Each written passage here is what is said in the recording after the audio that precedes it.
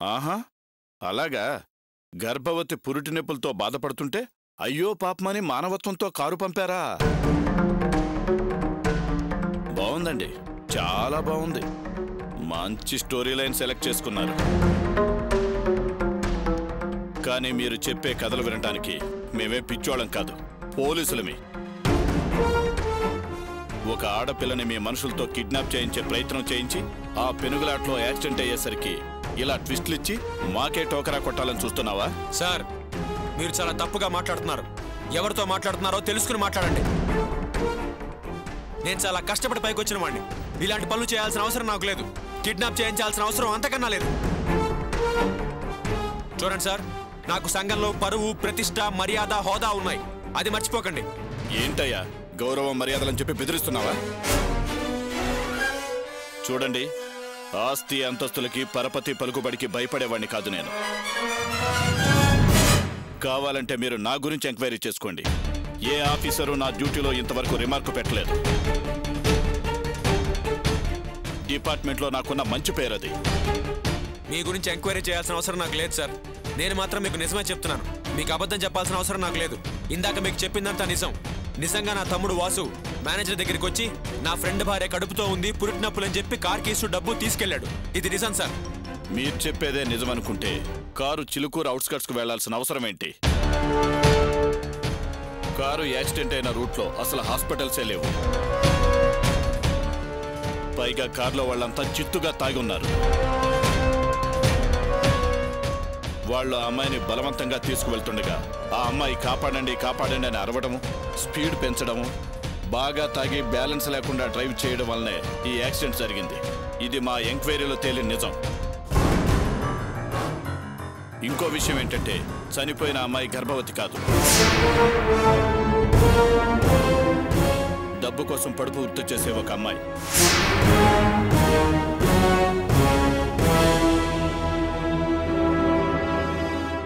Already ఆ అమ్మాయి మా పోలీస్ రికార్డుల్లో ఉంది. అందుకే మేము అలా అనుమానిస్తున్నాం, కానీ లేని విషయం ఏమీ చెప్పడం లేదు. సార్, నాకంతా అయోమయంగా ఉంది సార్. నేను అర్చన కార్స్ అనే కంపెనీ నడుపుతున్నాను సార్. సెకండ్ హ్యాండ్ కార్స్ కొని వాటిని రిపేర్ చేసి అమ్ముతూ ఉంటాను. వాసు నా తమ్ముడు. వాడు నా దగ్గరే పనిచేస్తున్నాడు.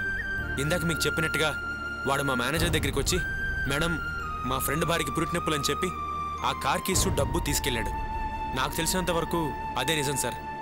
కానీ మీరు ఇలా చెప్తుంటే ఎక్కడో ఏదో పొరపాటు జరిగిందనిపిస్తోంది సార్. పొరపాటు పథకం ప్రకారం జరిగిందో మీ తమ్ముడిని ఇంట్రాగేట్ చేస్తే తెలుస్తుంది. అసలు మీ తమ్ముడు ఆ కారులో ఉన్నాడో లేడో తెలియాలంటే ఒకసారి ఫోన్ చేయండి. అప్పుడు మీకే అర్థమవుతుంది. చేయండి ఫోను. అలాగే సార్.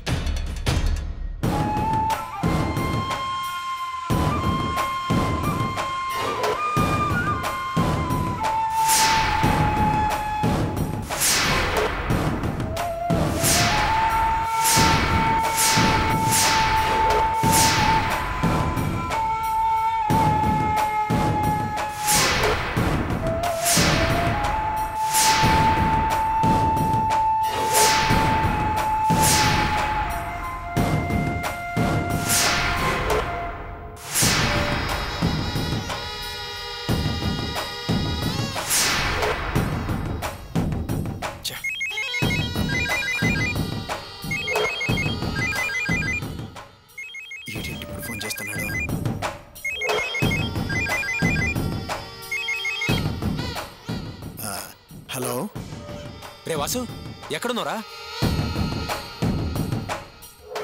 రే వాసు. సార్, నేను షెడ్లోనే ఉన్నాను సార్. ఏంటి సార్? షెడ్లోనా? నీకేం కాలేదుగా, బానే ఉన్నావుగా? ఏంటి సార్, ఎందుకు అలా అడుగుతున్నారు? నాకేదో కావడం ఏంటి? అసలు దేని గురించి మాట్లాడుతున్నారు సార్? రే, నువ్వు వెంటనే బయలుదేరి రాయదుర్గం పోలీస్ స్టేషన్కి రా.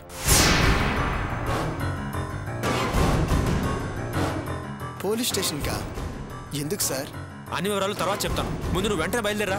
ఎందుకో సార్, పోలీస్ స్టేషన్ అంటే భయంగా ఉంది. రే, భయపడాల్సిన పని లేదు. నేను ఇక్కడే ఉన్నాను. నువ్వు ముందు బయలుదేరా. సరే సార్.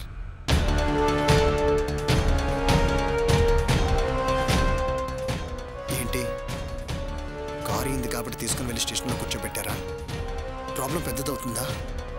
నా బ్రతుకు మళ్ళీ జైలు పాలేనా? ఇప్పుడు నేనేం చేయాలి? ఈ చిక్కుల నుంచి నేను ఇప్పుడు బయట ఎలా పడాలి? మౌనంగా ఉంటే మన మీద అనుమానం వస్తుంది. తర్వాత పోలీసుల చూపుల నుంచి తప్పించుకొని తిరగలేం. వెళ్ళి కలిసి ఏదో కదల్లి వాళ్ళ రూట్ మార్చాలి. మనం ఎస్కేప్ అవ్వాల్సిందే.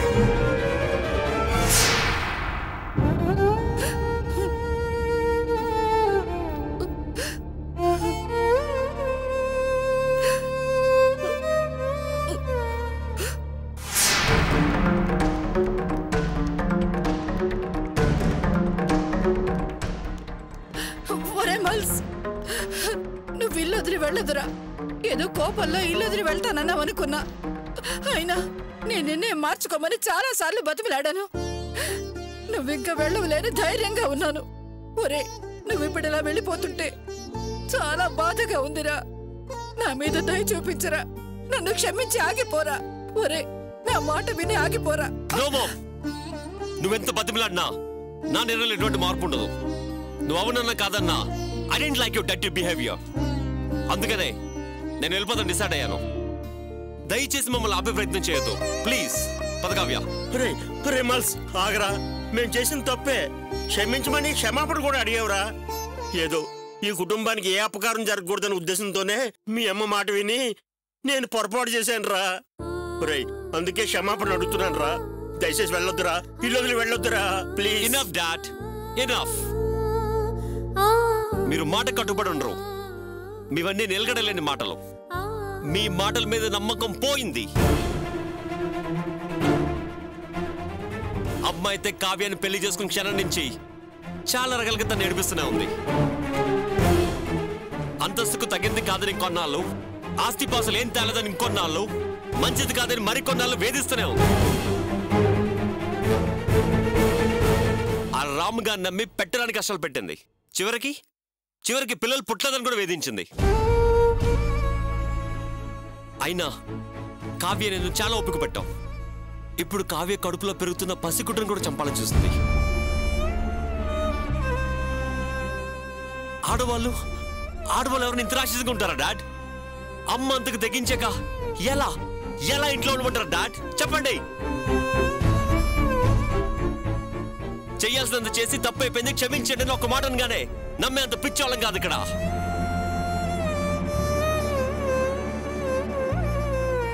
చూడ్ డాడ్, మీరంతా నచ్చ చెప్పాలని చూసినా నేను మీ మాట వినదలుచుకోలేదు, నా మనసును మార్చదలుచుకోలేదు. దయచేసి ఎవరు ఆపే ప్రయత్నం చేయకండి.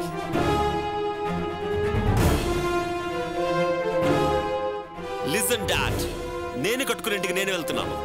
ఆ ఇంట్లో నేను, నా భార్య, నా పిల్లలు ఎవరి పోరు లేకుండా సుఖంగా సంతోషంగా ప్రశాంతంగా ఉండాలనుకుంటున్నాం.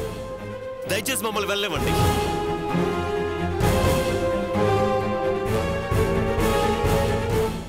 క్షణక్షణం ఇక్కడ ఏం జరుగుతుందని ఆలోచిస్తూ భయపడుతూ ఉంటే కావ్య డెలివరీ కూడా సక్రమంగా అవ్వదు. నమ్మకం పోయిన తర్వాత మేము ఈ మధ్య బతకలేం. మేము వెళ్లాల్సిందే. ఏదో వెనక ముందు ఆలోచించకుండా ఎవరికి ఏ ప్రమాదం జరుగుతుందో అన్న భయంతో బుద్ధి లేని దానిలా ప్రవర్తించారా. అందుకని నన్ను రాక్షసం చేసి దుర్మార్గరాలుగా చూస్తూ ఇలా వెళ్ళిపోతే ఎలారా? నువ్వు లేకుండా మేము ఎలా బతకగలరా? మళ్ళీ అడుగుతున్నాను, నన్ను క్షమించు మాల్స్. అమ్మా, మీరు భయపడకండి, బాధపడకండి. నేను నా భార్యతో వేరే కాపురం వెళ్తున్నాను గాని మీతో బంధుత్వం తెంచుకుని వెళ్ళటం లేదు కదా.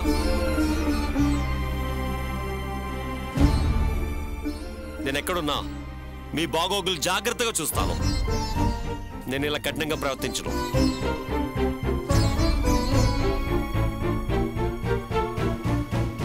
మామ్, డాడ్, నాకు మీ మీద ప్రేమ ఉంది. మీకు ఏ లోటు రాకుండా లేకుండా నేను మిమ్మల్ని చూసుకుంటాను, సరేనా? నేను పట్టించుకోనని భయపడకండి. అమ్మా కావ్య, నువ్వు చెబితేనే వాడు వింటాడమ్మా. దయచేసి మీరు వేరే కాపురం వెళ్ళొద్దమ్మా. ఎలాగైనా వాడికి నచ్చ చెప్పి ఈ ప్రయాణం మాన్పించమ్మా.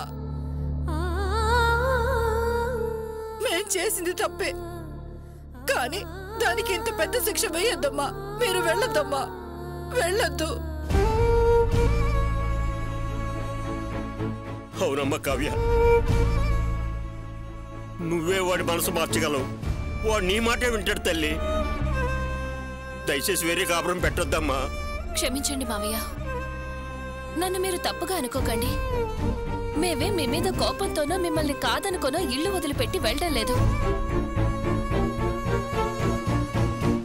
జరిగిన సంఘటనలు చూసిన తర్వాత బాగా ఆలోచించే ఈ నిర్ణయం తీసుకున్నాం.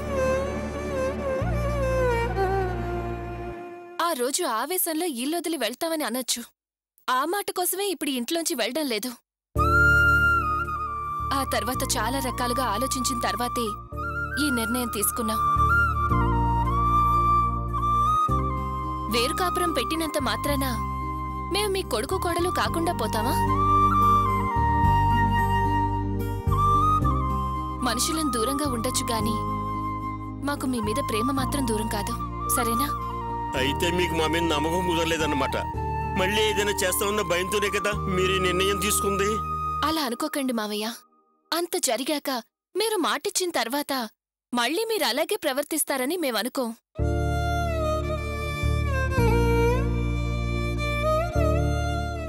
మీ మీద నమ్మకం ఉంది, కానీ ఒక అనుమానం అంటూ వచ్చిన తర్వాత, ఆలోచనలో తేడా వచ్చిన తర్వాత కలిసి సంతోషంగా ఉండలేం.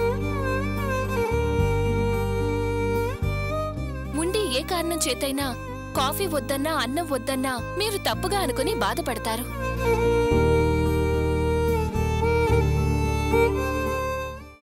అలా ఎవ్వర్నీ బాధ పెట్టడం మాకిష్టం లేదు. మిమ్మల్ని బాధ పెడితే మాకు మంచిది కాదు. ఈ వేరు కాపురం బిడ్డ భూమి మీద పడే వరకే మావయ్య. ఆ తర్వాత మనం మళ్ళీ కలుసుందాం. మీరేం బాధపడకండి, మమ్మల్ని ఆశీర్వదించి పంపండి. Kavya, why are you trying to convince them? ఇలాంటి వాళ్ళకి ఎక్స్ప్లెనేషన్స్ ఇవ్వాల్సిన అవసరం లేదు.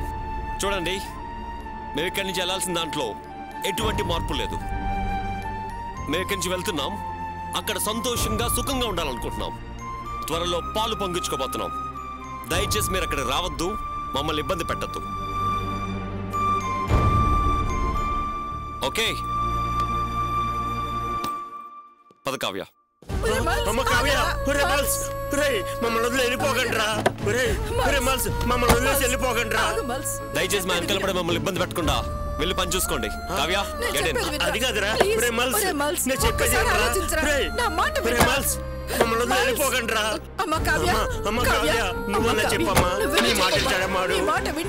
అమ్మ కావ్య, నా మాట వినమ్మా. కావ్య, అమ్మ కావ్య, ఒరే మల్స్, ఒరే కావ్య, మల్స్.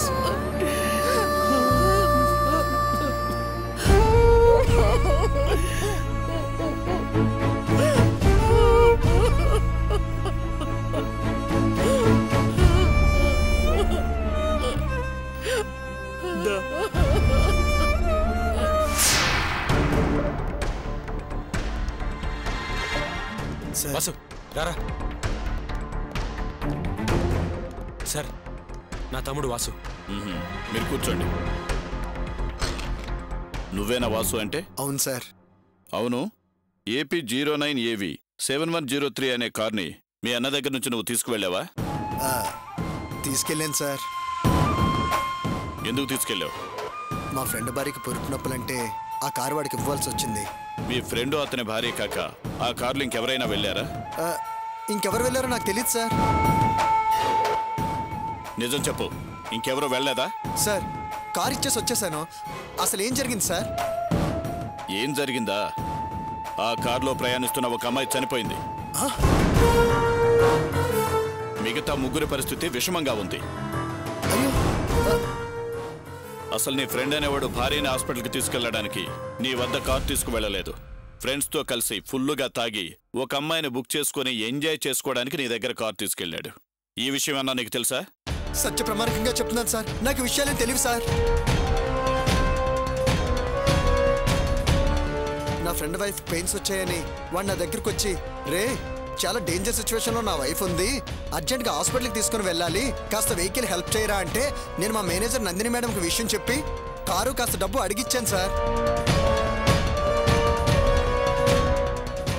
కానీ వాడు అలా అబద్ధం చెప్పి మోసం చేస్తాడని నేను అస్సలు ఊహించలేదు.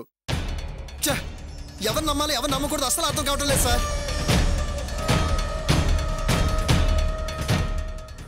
ఫ్రెండ్స్ కూడా ఇలా చీట్ చేస్తే ఇక ఫ్రెండ్షిప్ కి వాల్యూ ఏముంటుంది, సహాయానికి అర్థం ఏముంటుంది? నన్ను మోసం చేశాడు సార్, పచ్చి మోసం చేశాడు సార్. వాడు సంతోషం కోసం నన్ను పావలా వాడుకున్నాడు సార్. హలో, డ్రామాలు ఓవర్ యాక్షన్లు చేయకు. మర్యాదగా ఏం జరిగిందో చెప్పు.